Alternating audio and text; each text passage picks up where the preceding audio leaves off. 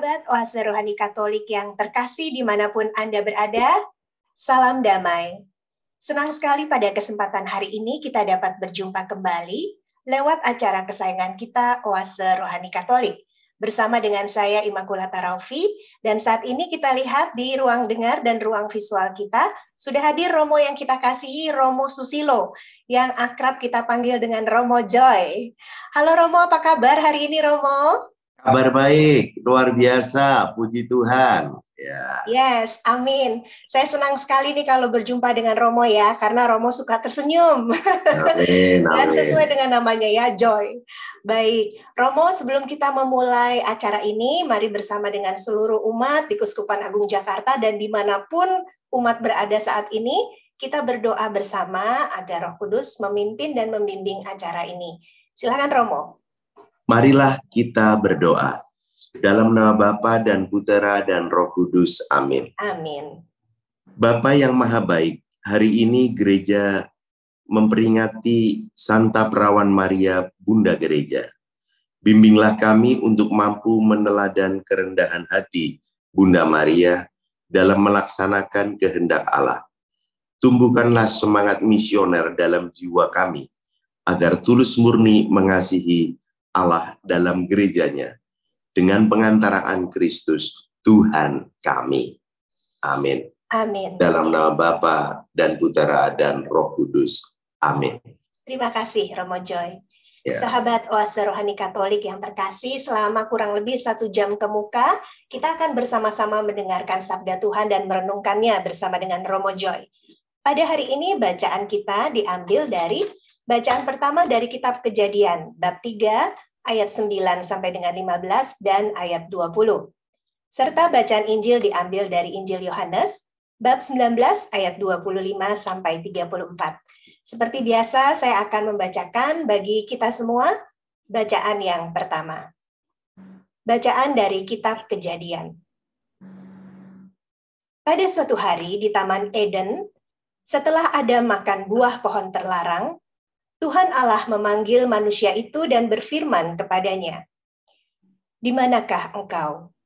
Ia menjawab, "Ketika aku mendengar bahwa engkau ada dalam taman ini, aku menjadi takut karena aku telanjang, sebab itu aku bersembunyi." Lalu Tuhan berfirman, "Siapakah yang memberitahukan kepadamu bahwa engkau telanjang? Apakah engkau makan dari buah pohon yang kularang engkau makan itu?" Manusia itu menjawab, "Perempuan yang kau tempatkan di sisiku, dialah yang memberi dari buah pohon itu kepadaku, maka ku makan." Kemudian berfirmanlah Tuhan Allah kepada perempuan itu, "Apakah yang telah kau perbuat ini?" Jawab perempuan itu, "Ular itu yang memperdayakan aku, maka ku makan." Lalu berfirmanlah Tuhan Allah kepada ular itu, "Karena engkau berbuat demikian, terkutuklah engkau di antara segala ternak, dan di antara segala binatang hutan. Dengan perutmulah engkau akan menjalar, dan debu tanahlah akan kau makan seumur hidupmu. Aku akan mengadakan permusuhan antara engkau dan perempuan ini, antara keturunanmu dan keturunannya. Keturunannya akan meremukkan kepalamu, dan engkau akan meremukkan tumitnya." Manusia itu memberi nama Hawa kepada istrinya, sebab dialah yang menjadi ibu semua yang hidup. Demikianlah sabda Tuhan. Syukur kepada Allah. Sahabat Oase Rohani Katolik yang terkasih, setelah kita bersama-sama mendengarkan bacaan tadi, mari dengan segenap hati kita menaikkan Mazmur tanggapan. Di gunung-gunung yang kudus ada kota yang dibangunnya. Tuhan lebih mencintai pintu-pintu gerbang Sion daripada segala tempat kediaman Yakub. Hal-hal yang mulia dikatakan tentang engkau, ya kota Allah. Pujilah Tuhan, hai segala bangsa. Tetapi tentang Sion dikatakan, tiap-tiap orang dilahirkan di dalamnya, dan Dia yang Maha Tinggi menegakkannya. Pujilah Tuhan, hai segala bangsa. bangsa. Di gunung-gunung yang kudus, ada kota yang dibangunkannya. Tuhan lebih mencintai pintu-pintu gerbang Sion daripada segala tempat kediaman Yakub. Hal-hal yang mulia dikatakan tentang Engkau, ya kota Allah. Hal-hal yang mulia dikatakan tentang Engkau, ya kota Allah. Tetapi tentang Sion dikatakan, tiap-tiap orang dilahirkan di dalamnya, dan Dia yang Maha Tinggi menegakkannya. Hal-hal yang mulia dikatakan tentang Engkau, ya kota Allah. Pada waktu mencatat bangsa-bangsa, Tuhan menghitung. Ini dilahirkan di sana, dan orang menyanyi-nyanyi sambil menari beramai-ramai. Semua mendapatkan rumah di dalammu. Hal-hal yang mulia dikatakan tentang Engkau, ya kota Allah. Sahabat yang terkasih, kita sudah menaikkan Mazmur tanggapan dengan segenap hati. Saat ini marilah kita siapkan hati kita untuk mendengarkan bacaan Injil. Haleluya, haleluya, haleluya. Haleluya, haleluya, haleluya. Berbahagialah engkau perawan Maria yang melahirkan Tuhan. Dan diberkatilah engkau Bunda Gereja yang menyemangati kami dengan Roh Putramu, Yesus Kristus. Haleluya, haleluya, haleluya. Tuhan bersamamu dan bersama rohmu. Inilah Injil suci menurut Yohanes. Dimuliakanlah Tuhan. Yohanes bab 19 ayat 25 sampai dengan 34. Pada waktu Yesus bergantung di salib dan dekat salib Yesus berdiri ibunya dan saudara ibunya Maria, istri Kleopas dan Maria Magdalena. Ketika Yesus melihat ibunya dan murid yang dikasihinya di sampingnya, berkatalah ia kepada ibunya, "Ibu, inilah anakmu." Kemudian katanya kepada muridnya, "Inilah ibumu." Dan sejak saat itu, murid itu menerima dia di dalam rumahnya. Sesudah itu, karena Yesus tahu bahwa segala sesuatu telah selesai, berkatalah ia supaya genaplah yang ada tertulis dalam kitab suci, "Aku haus." Di situ ada suatu bekas penuh anggur asam. Maka mereka mencucukkan bunga karang yang telah dicelupkan dalam anggur asam pada sebatang hisop, lalu mengunjukkannya ke mulut Yesus. Sesudah Yesus meminum anggur asam itu, berkatalah ia, "Sudah selesai." Lalu ia menundukkan kepalanya dan menyerahkan nyawanya. Karena hari itu hari persiapan dan supaya pada hari Sabat mayat-mayat itu tidak tinggal tergantung pada kayu salib, pada saat itu adalah hari yang besar. Maka datanglah orang-orang Yahudi kepada Pilatus dan meminta kepadanya supaya kaki orang-orang itu dipatahkan dan mayat-mayatnya diturunkan. Maka datanglah prajurit-prajurit lalu mematahkan kaki yang pertama dan kaki orang lain yang disalibkan bersama-sama dengan Yesus. Tetapi ketika mereka sampai kepada Yesus dan melihat bahwa ia telah mati, mereka tidak mematahkan kakinya. Tetapi seorang dari antara prajurit itu menikam lambungnya dengan tombak, dan segera mengalir keluar darah dan air. Demikianlah sabda Tuhan. Terpujilah Kristus.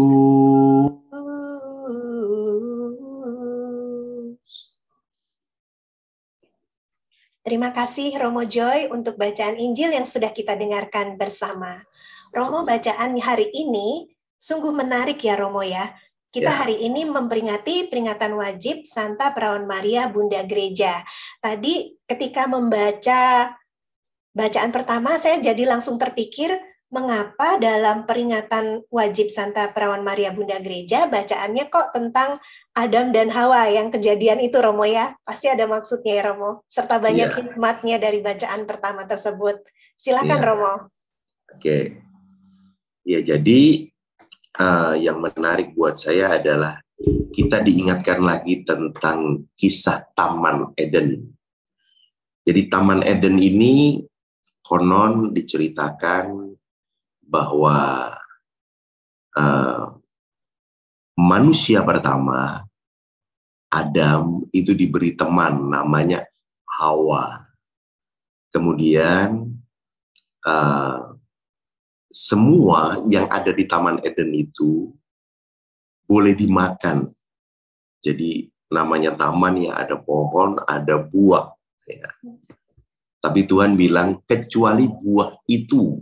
Wah, buah itu tuh yang disebut dengan konon katanya buah pengetahuan, gitu ya.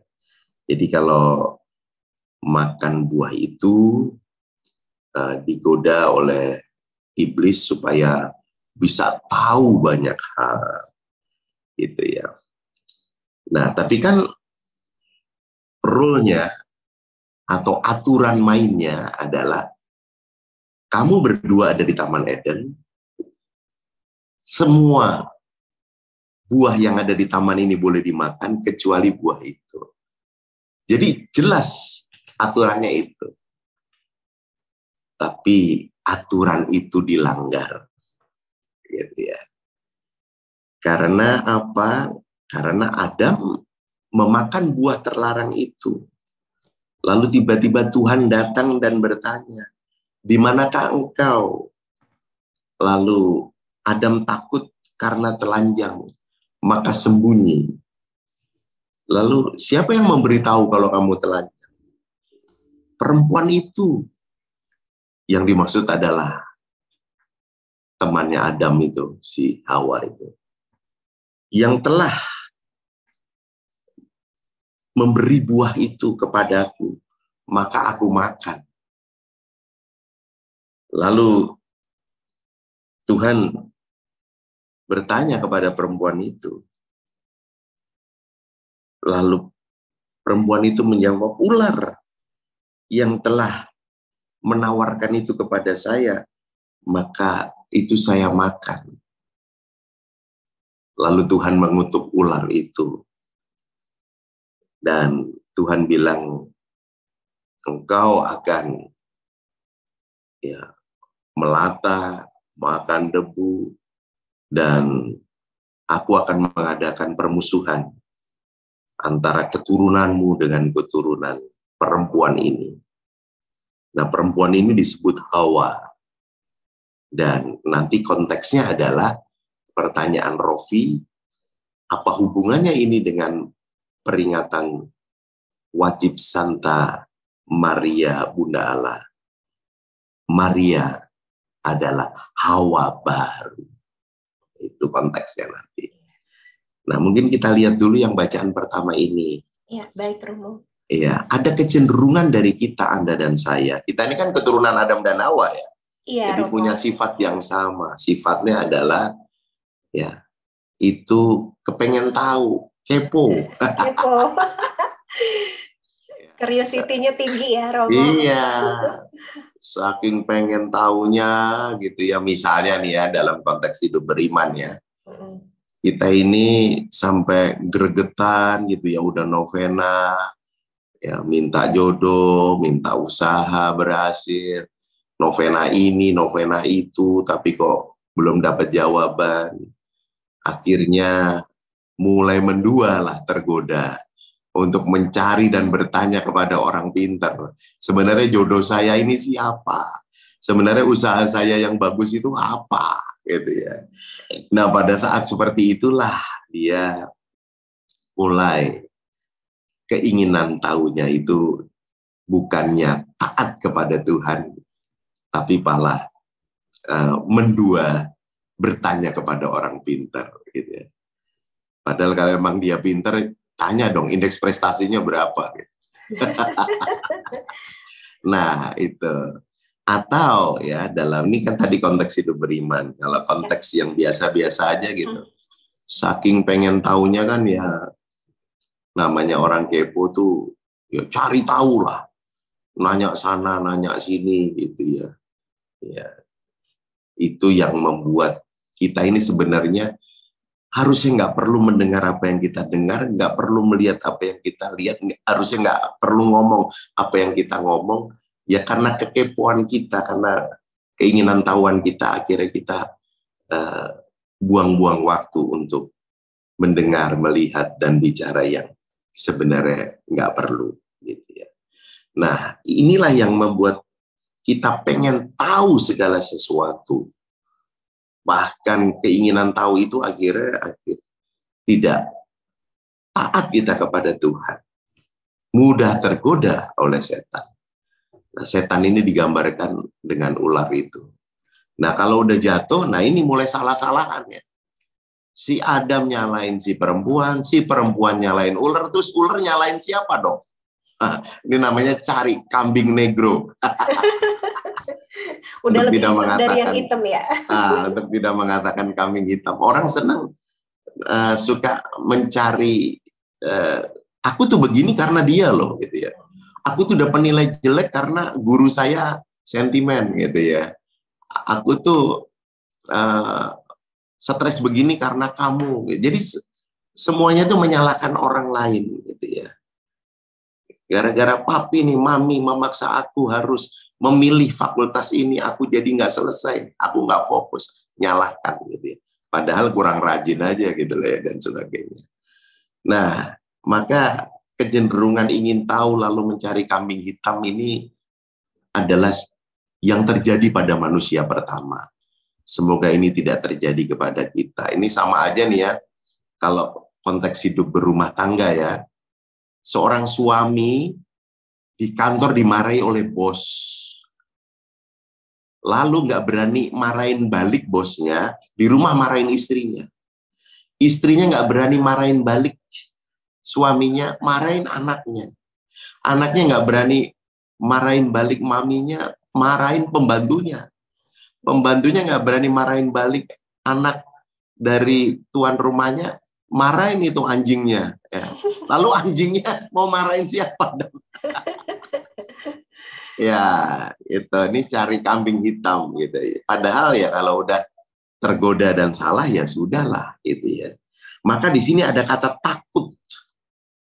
Ya, lalu telanjang, lalu sembunyi. Jadi kalau orang udah ketahuan tuh jadi ketakutan, gitu ya.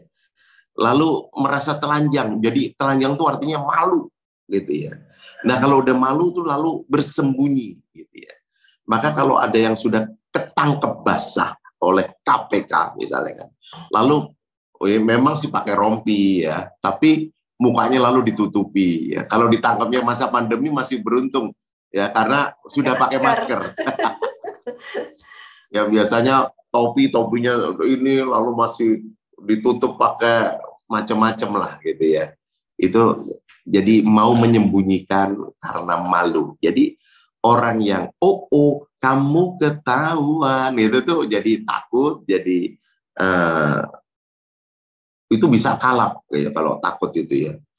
Mungkin HP-nya jadi dibanting gitu ya, mungkin ketahuan lalu laptopnya itu malah buat ngepruk kepala istrinya kalau itu suami yang ketahuan selingkuh melalui laptopnya dan sebagainya dan sebagainya. Itu karena udah kalap ya, takut, telanjang, sembunyi. Coba sekarang saya tanya kepada Rofi, manusia itu lebih takut dosa atau takut malu? Takut malu kayaknya. Kalau berdosa nggak ketahuan ya, Tuhan. Nggak boleh begitu ya Romo ya. Secara psikologis saya setuju dengan Rofi. Iya. Manusia itu lebih takut malu daripada takut dosa. Karena malu itu ketahuan betul. Iya. Kalau dosa itu nggak ketahuan, artinya yang tahu cuma aku sama Tuhan. Dan setan tentu saja ya. Yang menggoda ya Romo? Yang menggoda gitu ya. Tapi kalau dosa, kalau takut malu itu berarti aku udah melakukan, ketahuan sama orang gitu ya. Nah itu bisa disebarkan gitu ya. Apalagi hari gini ya sekarang orang tinggal foto-fotonya disebar. Waduh selesai deh. Saya melihat itu betapa tragedi ketahuan itu nggak enak. Gitu ya, tragedi malu itu nggak enak. Itu juga sama, Tuhan tahu datang, lalu si Adam malu gitu ya, karena takut, lalu merasa telanjang, lalu sembunyi, lalu mulai kenapa, lalu mulai cari kambing hitam menyalahkan si perempuan juga mulai cari kambing hitam menyalahkan ular, terus ular menyalahkan siapa dong? Padahal tugas ular memang menggoda, betul nggak? Jadi, jika kita tergoda dan jatuh dalam dosa, jangan pernah menyalahkan setan. Enak aja. Tugas setan memang menggoda, tapi kita kan punya kebebasan. Kebebasan untuk mengambil keputusan, mau digoda atau tidak. Gitu loh ya. Nah, kebebasan inilah yang disebut dengan sisi rahmat dari Tuhan, yang kita boleh memilih atas dasar hati nurani, yakni memilih yang baik atau buruk, memilih yang benar atau salah, memilih yang berahmat atau yang malah berdosa. Itu pilihan. Jadi hidup adalah pilihan. Atas nama pilihan bebas itulah maka kita punya kehendak bebas untuk memilih ini dan itu. Jangan menyalahkan orang, apalagi menyalahkan setan. Tugas setan memang menggoda, salah sendiri mau digoda. Gitu lah. Iya. Atau bahkan mungkin bilang sama setan, godain dong. Itu malah buka celah ya. Buka celah gitu. Jadi godain kita dong gitu. Nah, itu kan berarti malah minta digoda gitu ya. Itu sama aja kayak doa Bapak kami, masih ingat ini, tapi joke ya, just joke ya. Joke. Jangan masukkan kami dalam pencobaan sebab saya udah bisa masuk sendiri. Nah, itu dia Romo. Ya. Iya. Nah, saya kira ini pesan utamanya adalah bahwa Adam malu lalu takut menyalahkan Hawa.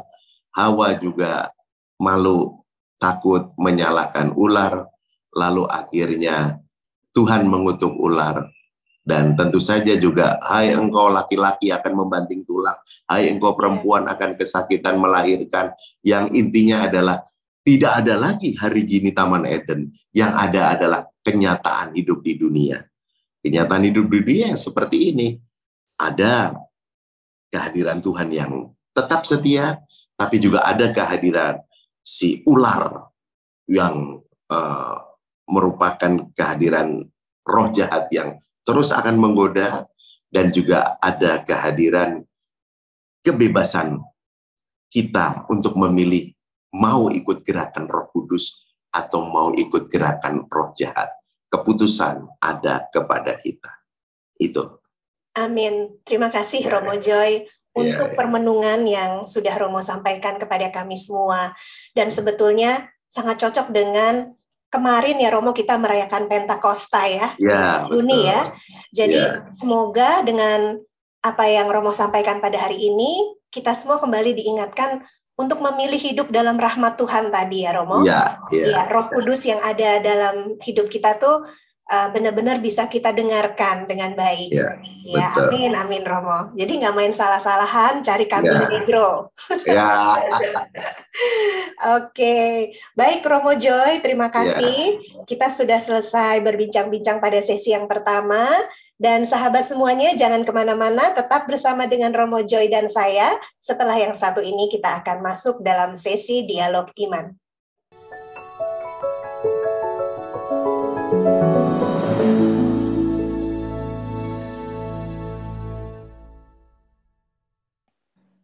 Sahabat Oase Rohani Katolik yang terkasih, kita jumpa lagi dalam Oase Rohani Katolik di sesi yang kedua, Masih bersama dengan Romo Joy dan saya Immaculata Raufi. Romo, kita akan melanjutkan berbincang-bincang nih Romo. Dan pada sesi ini kita akan membahas dan merenungkan bersama dari bacaan Injil yang tentunya mungkin sangat berhubungan dengan peringatan wajib umat Katolik pada hari ini. Silakan Romo. Ya, baik Rofi dan sahabat Oase Rohani Katolik. Jika tadi di bacaan kitab Kejadian kita melihat bahwa Adam dan Hawa jatuh dalam dosa, lalu Yesus bersabda, aku akan mengadakan permusuhan antara keturunan ular dengan keturunan Hawa. Dan dikatakan tumit dari keturunan Hawa ini akan meremukkan kepala ular, dan nanti ular ini juga akan meremukkan tumitnya. Tapi siapakah yang dimaksud dengan keturunan dari Hawa itu? Keturunan dari Hawa itu disebut Hawa baru. Dan Hawa baru itu adalah Bunda Maria, yang hari ini diperingati oleh gereja sebagai Santa Maria Bunda Gereja. Hawa baru ini yang kita lihat patung-patungnya ya. Patung Bunda Maria ya. Lalu di kakinya itu ada buah yang sudah dimakan oleh manusia pertama, kemudian ada ular di situ, yaitu mengingatkan kita akan kitab Kejadian yang hari ini kita baca dan dengarkan bersama. Lalu Bunda Maria menginjak kepala ular itu dengan tumitnya, gitu ya. Jadi Hawa baru itulah Santa Maria Bunda Gereja, yang hari ini juga melalui Injil Yohanes bab 19 ayat 25 sampai 34 dikatakan Maria di bawah kayu salib. Yesus ada di atas salib, dan Yesus berkata kepada Bunda Maria, "Ibu, inilah anakmu." Dan Yesus berkata kepada murid yang dikasihinya, konon ini yang dimaksud adalah Yohanes, "Inilah ibumu," atau Ecce Mater Tua. Inilah ibumu adalah Yesus menitipkan Ibu Maria kepada Yohanes, murid yang dikasihi. Dan dengan demikian ini adalah Yesus juga mengatakan kepada kita para pengikutnya, murid-muridnya ini, termasuk Rofi, saya, dan para sahabat Oase Rohani Katolik, supaya kita mempunyai seorang ibu. Inilah ibu, Ibu Maria, Bunda Yesus sekaligus Bunda Gereja, Bunda kita semua. Nah, perbedaannya kalau si Hawa lama itu adalah sombong, pengen banyak tahu ya. Sementara Maria Hawa baru ini adalah rendah hati, humble, maka menyebutnya aku ini adalah hamba Tuhan. Ternyata dekat ya kata humble dengan hamba, itu ya. Kalau Hawa yang lama itu tidak setia, tidak taat akan rule atau peraturan dari Tuhan, janji dengan Tuhan, semua buah boleh dimakan kecuali buah itu. Sementara Maria Hawa baru itu taat dan setia kepada Tuhan Yesus. Bahkan ketika putranya Yesus itu mengalami jalan salib atau Via Dolorosa, murid-murid yang lain pada ngacir atau lari, si Petrus sempat ikut, tapi begitu ditanya, engkaukah juga murid orang itu? 3 kali ditanya, bilang bukan. Jadi menyangkal terus. Ya, akhirnya ngacir juga. Cuma 1 yang setia, muridnya namanya Yohanes, sampai di bawah kayu salib. Bersama Maria, Ibu Yesus, Ibu Gereja, Hawa baru, yang setia taat, ikut putranya Yesus sampai di bawah kayu salib. Sampai begitu bangga Yesus berkata, inilah ibumu. Gitu ya. Nah, maka kalau kita sekarang memperingati Maria Bunda Gereja, ya mari kita bukan hanya berdoa dengan perantaran Bunda Maria, boleh berdoa dengan perantaran Bunda Maria. Maka ini kan baru aja kita bulan lalu ya, bulan Mei ya. Ini bulan Maria luar biasa. Pandemi juga sudah mulai melandai. Umat juga sudah mulai datang ziarah ke gua-gua Maria, gitu ya. Itu artinya berdoa dengan perantaran Bunda Maria. Boleh banget, gitu ya. Tapi kalau berdoa kepada Bunda Maria nih katekese kecil ya. Jangan, Bunda Maria kabulkanlah doa kami.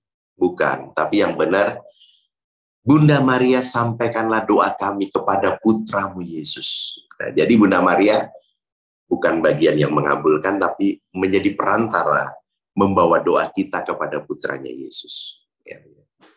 Dan bukan hanya berdoa, tetapi meneladan Bunda Maria. Meneladan sebagaimana Hawa baru yang rendah hati dan taat setia, gitu ya. Bukannya pala sombong dan tidak setia. Gitu ya. Menarik juga bicara tentang Bunda Maria, Bunda Gereja, bahwa kita punya figur ibu, gitu ya. Figur ibu itu kan ya figur yang tentu saja sabar, melindungi, ya memelihara, gitu ya. Nah, semoga kita juga semakin boleh merasa nyaman dan aman mempunyai Bunda Gereja di dalam menjalankan aktivitas hidup sekaligus pelayanan kita sebagai pengikut putranya Yesus. Itu. Yes. Amin, Romo. Ya. Ya, Romo, setiap kali kita menyebut nama Bunda Maria dan juga ngobrol tentang karakter Bunda Maria, itu rasanya hati merasa adem, Romo. Merasakan damai karena kita sungguh bersyukur, Romo, kita seperti yang Romo katakan, kita punya seorang ibu di gereja Katolik. Ibu yang selalu mempersatukan kita anak-anaknya ya, Romo ya. Ya, betul. Karena kalau dalam konteks keluarga, itu memang ibu yang seringkali mempersatukan anak-anaknya, Mo.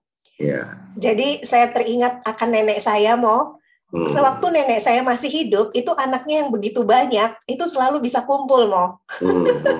Begitu nenek itu berpulang kembali ke rumah bapak, itu susah banget buat ngumpul, karena nggak ada ibu. Iya. Itu juga terjadi pada saya ya. Waktu ibu saya masih hidup gitu. Iya. Rasanya kumpul keluarga, rekreasi keluarga itu sesuatu yang menyenangkan gitu ya. Iya. Walaupun saya sudah imam gitu ya, saya juga kalau ibu saya udah nelpon, kamu kapan main gitu ke rumah, lalu kumpul keluarga. Jadi ibu saya tuh lihat anak mantu cucu kumpul bareng aja udah seneng gitu ya. Iya. Bahasa Jawanya mangan orang mangan kumpul gitu. Nah sekarang ibu saya udah nggak ada, rasanya mau kumpul-kumpul tuh udah aduh, agak beda, kayaknya ada sesuatu yang kurang gitu. Iya. Pemersatu. Yang bikin adem. Nah, iya, betul ya. Romo. Dan kita bersyukur ya ada Bunda Maria ya, Romo ya. Ya, itu pemersatu yang bikin adem. Bunda iya, Gereja. Betul. Nah, saya punya pantun nih tentang Bunda Gereja. Asik, gimana Romo? Makanan siap di atas meja, disediakan untuk para tamu. Cakep. Santa Maria Bunda Gereja, doakanlah kami anakmu. Amin, cakep Romo. Waduh, bisa pas banget pantunnya. Saya punya pantun juga nih tentang kan tadi Hawa lama itu kan sombong. Iya. Hawa baru rendah hati. Rendah hati, iya. Sesungguhnya aku ini hamba Tuhan ya. Kalau sombongan pengen tahu, kepo. Iya. Betul. Bahkan pengen melebihi Tuhan. Kalau tahu banyak hal kan jadi. Nah, maka kita juga diajak untuk rendah hati gitu ya. Jadi orang sombong itu orang yang bangga yang sia-sia. Tapi orang yang rendah hati itu orang yang menyenangkan gitu ya. Iya. Maka jangan seperti ini nih ya, para sultan yang crazy rich. Tapi dipamerkan gitu ya. Nah, itu sombong. Dia belum pernah didatengin pegawai pajak sih ya. Ngumpet sembunyi. Nah, pantunnya ini. Yes. Bunga mawar, bunga melati. Cakep. Perpaduan yang menawan. Maria, Bunda yang rendah hati. Jauhkanlah kami dari kesombongan. Amin, cakep Romo. Kita jadi ingat ya Romo ya, namanya, untuk senantiasa meneladan Hawa baru, yaitu Bunda Hawa Maria. baru yang rendah hati, jangan sombong gitu ya. Iya, amin Romo. Ya, dan juga taat setia kepada janji-janji. Kan sudah dijanjikan tuh Hawa lama ya, tapi dia ingkar janji, tetap makan. Sementara Bunda Maria tuh taat dan setia dengan janjinya, ikut perjalanan putranya Yesus. Ibu mana yang hatinya nggak berbunga-bunga ketika anaknya digadang-gadang dalam Minggu Palma untuk jadi raja? Betul. Ibu mana yang nggak bahagia lihat anaknya punya 12 rasul, 70 murid, ribuan penggembira? Tapi ibu mana yang hatinya tidak seperti ditusuk pedang bermata dua ketika anaknya seperti pesakitan memanggul salib, jatuh bangun dan berdarah-darah? Tapi Maria tetap setia ikut jalan salib sampai di bawah kayu salib. Nah, ngomong tentang setia nih ya. Iya. Pantunnya ini nih. Ada lagi, wow, hebat sekali, puji Tuhan. Silakan. Jalan keliling Indonesia. Capek ya. Konvoy naik mobil Xenia. Ya. Bunda Maria yang taat setia, mampukan kami untuk setia. Cakep. Amin Romo. Semoga kita semua bisa taat, setia, rendah hati seperti Maria Hawa yang baru ya. Amin. Amin. Romo, setelah Romo menyampaikan renungan, ada puisi juga. Nah, Romo kan suka nyanyi nih. Ya.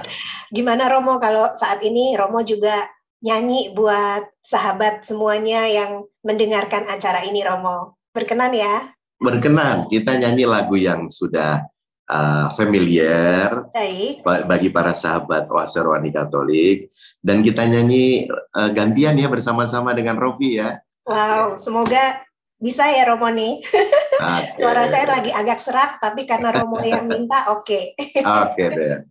Ya namamu Maria, Bunda yang ku cinta, merdu menawan hati segala anakmu, patutlah nama itu hidup di batinku, dan nanti ku ucapkan di saat ajalku.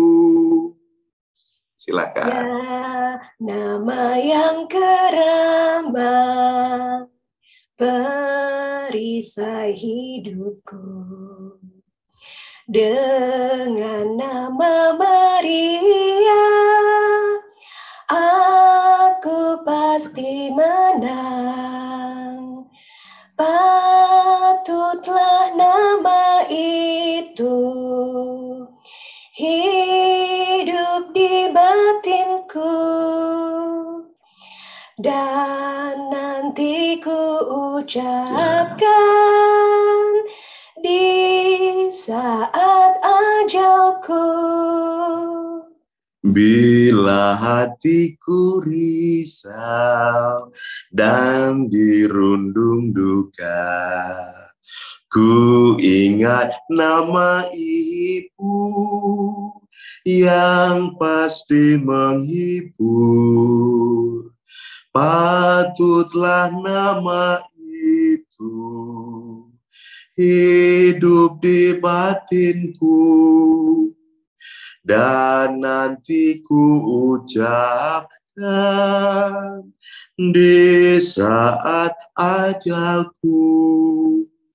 Dan nanti ku ucapkan di saat ajalku. Ya. Amin. Ave Maria. Ave Maria. Terima kasih Romo. Ya. Semoga permenungan pada hari ini sungguh menjadi rahmat dan berkat bagi sahabat Oase Rohani Katolik semuanya. Amin. Amin. Romo, tanpa terasa ya waktu terus berlalu dan kini tiba saatnya kita berdua untuk undur diri dari tengah ruang dengar maupun visual sahabat semuanya. Mari Romo tutup dengan doa dan berkat Tuhan. Marilah kita berdoa dalam nama Bapa dan Putra dan Roh Kudus. Amin. Amin. Allah Bapa yang penuh kasih, kami mengucap syukur dan terima kasih dapat berjumpa melalui media Zoom dengan sahabat Oase Rohani Katolik di peringatan wajib Santa Maria Bunda Gereja.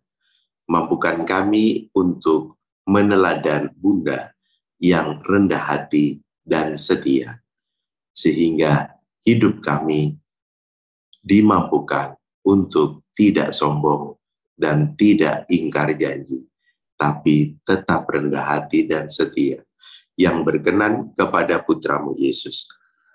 Doa ini kami panjatkan dengan pengantaraan Kristus Tuhan kami. Amin. Tuhan bersamamu dan bersama rohmu. Semoga kita sekalian, keluarga kita, pelayanan kita, keluarga kita diberkati oleh Allah yang Maha Kuasa, Bapa dan Putra dan Roh Kudus. Amin. Amin. Terima kasih Romo Joy. Sama-sama. Sahabat Oase Rohani Katolik yang terkasih, selamat melanjutkan aktivitas Anda pada hari ini. Selalu gembira dan tetap semangat. Amin. Amin.